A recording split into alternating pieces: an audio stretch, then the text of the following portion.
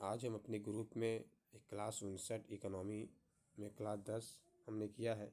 Topic का नाम है संरचनात्मक विकास।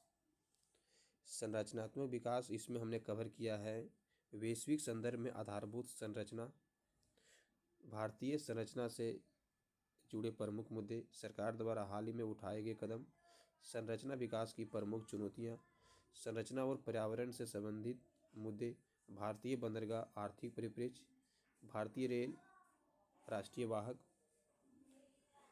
और आदर्श रेलवे स्टेशन योजना, उड़ान योजना के माध्यम से क्षेत्रीय संपर्क, ये सारे टॉपिक हमने कवर किया है। और इसका जो नोट्स है, इसका प्री और मेंस दोनों अलग अलग नोट्स है, जिसमें प्री का नोट्स हम दिए हैं। जैसे संरचनात्मक विकास का अर्थ को हमने समझा दिया है। फिर विश्व बैंक के अनुसार इसका रिपोर्ट, पेट्रोलियम में क्या इम्पोर्टेंट है ये हमने दिखा दिया है। और साथ में हाल ही में सरकार द्वारा उठाए गए कदम और करंट भी हमने लिंक कर दिया है, आप देख सकते हैं। और साथ में यूपीएससी के अनुसार क्या इम्पोर्टेंट है वो भी हमने नोट कर दिया है, फैक्ट भी दे हम दिए हैं। यदि आप हमसे इस ग्रुप में जुड़ना चाहते हैं तो आप मुझे कांटेक्ट करेंगे। ये पूरी प्री का नोट्स। फिर मेंस में क्या इम्पोर्टेंट है, मेंस में कुछ हटकर इम्पोर्टेंट होता है, तो वो मेंस में क्या इम्पोर्टेंट है वो हमने यहाँ पे दे दिए। आप देख सकते हैं कि भारत में संरचनात्मक विकास वर्तमान स्थिति, प्रमुख विशेषताएं, उच्च इंफ्रास्ट्रक्चर गैप, लॉजिस्टिक लागत मतलब जीडीपी का 13 से 14%, शहरीकरण की तेज गति, क्षेत्रीय असंतुलन, प्रमुख मतलब बाधाएं इसमें क्या है, जैसे परियोजना में देरी होता है, भूमि अधिग्रहण का जो है उसमें बहुत मतलब प्रॉब्लम होता है, पर्यावरणीय जो अस्वीकृति, अभी जैसे हाल ही में आपने देखा होगा यारावली में पहाड़ी में क्या हुआ, लोग मतलब रोड पे आ गए, पर्यावरण स्वीकृति, तो इस तरह मुद्दा हो गया। फिर सरकार द्वारा उठाए गए कदम जैसे पीएम गति शक्ति मंत्रालय, एक मतलब digital platform, multi modal connectivity, समय और मतलब लागत दोनों में कमी। और फिर आगे आप देख सकते हैं मेंस में फिर इम्पोर्टेंट क्या है, ये सब इम्पोर्टेंट रहता है चुनौतियाँ, इसको हमने यहाँ पे दर्शा दिया है ताकि आपको ये समझ में आए कि मेंस के लिए क्या इम्पोर्टेंट और प्री के लिए क्या इम्पोर्टेंट है। फिर आपको लिखना पड़ता है समाधान, तो समाधान में क्या हो गया, सस्टेनेबल ग्रीन एनर्जी, पर्यावरण प्रभाव आकलन, ये पूरी हमने दर्शा दिया है। और एक निष्कर्ष भी देना पड़ता है, तो निष्कर्ष हमने अच्छा लिख के दर्शा। फिर इसके बाद प्रीवियस ईयर में जो सवाल आया है, अब देख प्रीवियस ईयर में सवाल, ये यूपीएससी का भी सवाल है, एनडीए सीडीएस और बिहार हो गया, यूपी एमपी, सभी स्टेट का सवाल हमने लिया है घटना चक्र पूर्वालोकन से। तो आप सवाल यहाँ पे देख सकते हैं, निम्नलिखित क्षेत्र में से नेशनल इंफ्रास्ट्रक्चर पाइपलाइन में शामिल क्या है, तो यहाँ लिखा है ऊर्जा और परिवहन, शहरी संरचना, रक्षा आयात नहीं होगा।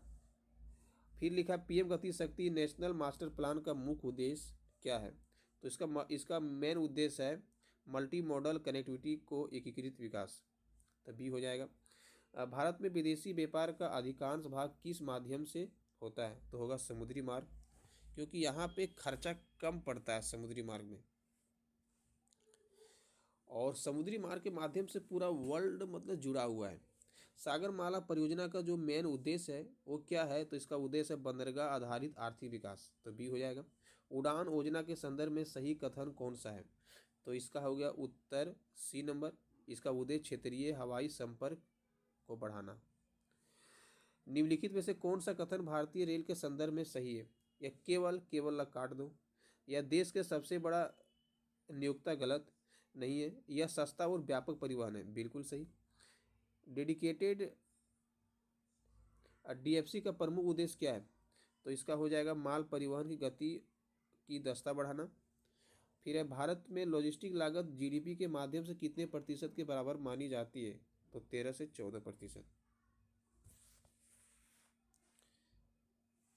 फिर अगला है, इस प्रकार से आप देख सकते हैं कि हमने पूरा डिटेल दिया है। और फिर अगला आपका मेंस, हमने प्रीवियस ईयर प्री का देख लिया, फिर मेंस का प्रीवियस ईयर। ये सवाल जो है पीसीएस में भी आया है यूपी में, और यूपीएससी में भी आया है, वो सवाल हमने लिया है। सवाल है, आधारभूत संरचना आर्थिक विकास की रीढ़ है। इस कथन के आलोक में भारत में संरचनात्मक विकास की भूमिका और चुनौतियां का चर्चा कीजिए।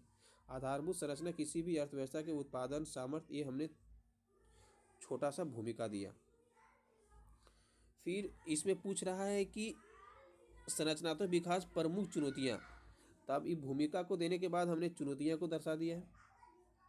और फिर चुनौतियां दर्शाने के बाद एक छोटा सा निष्कर्ष, उत्तर मेरा खत्म होता है। फिर दूसरा सवाल है, सवाल दूसरा है कि भारत में परिवहन अवसंरचना के विकास में बंदरगाहों और रेलवे की भूमिका का मूल्यांकन करें।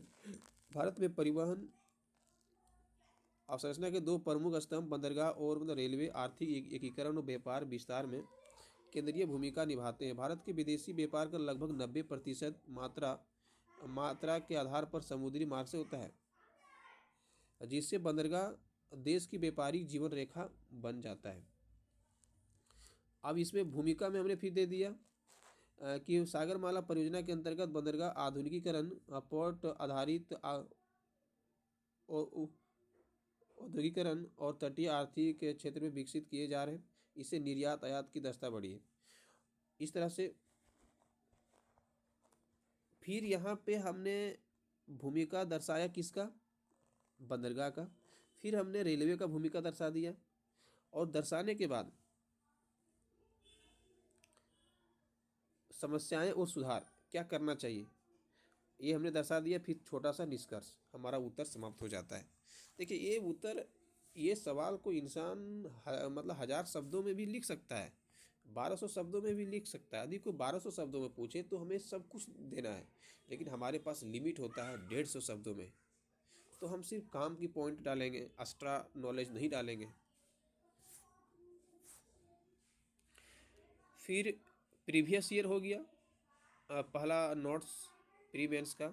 उसी तरह से दूसरा हो गया प्री मेंस का प्रीवियस ईयर। तो अब प्रैक्टिस, हमने नोट्स पढ़ लिया प्री मेंस का, सवाल कैसे आता है वो भी हमने देख लिया, फिर प्रैक्टिस कर लिए, पूरा टॉपिक कंप्लीट हो गया।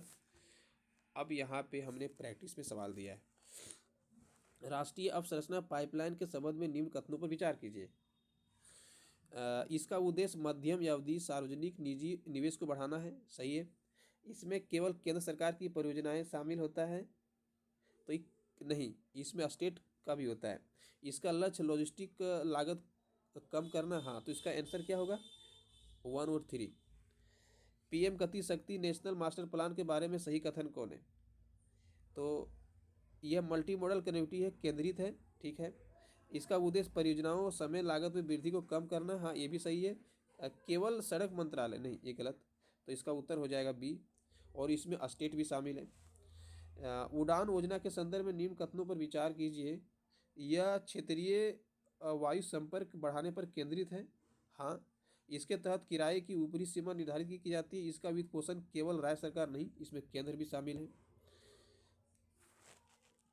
ये अगला सवाल 4 नंबर का, भारतीय रेलवे के बारे में निम्न कथनों पर। इस तरह से आप देख सकते हैं पूरी हमने कंप्लीट सवाल दे दिया है। यदि आप चाहते हैं कि हमें कंप्लीट सवाल मिले, टॉपिक कंप्लीट मिले, तो आप हमारा व्हाट्सएप ग्रुप से जुड़ सकते हैं। इसी तरह से आप देख सकते हैं मेंस का हम अपने तरफ से सवाल बना के दिए हैं इसी टॉपिक का। जैसे सवाल क्या है, संरचना विकास आर्थिक वृद्धि समावेशी विकास दोनों के लिए अनिवार्य है, भारत के संदर्भ में इस कथन की विवेचना कीजिए। ये पूरी सवाल यहाँ तक कंप्लीट कर दिया है। फिर दूसरा प्रश्न, भारत के परिवहन अवसंरचना में हालिया सुधारों का मूल्यांकन कीजिए, इसका आर्थिक प्रभाव क्या रहा है। ये पूरा उत्तर हमने यहाँ तक कंप्लीट कर दिया है 150 शब्दों में। फिर तीसरा सवाल, आज इसलिए यदि आप हमसे जुड़ना चाहते हैं तो आप संपर्क करेंगे 94 31 71 71 69 व्हाट्सएप पे।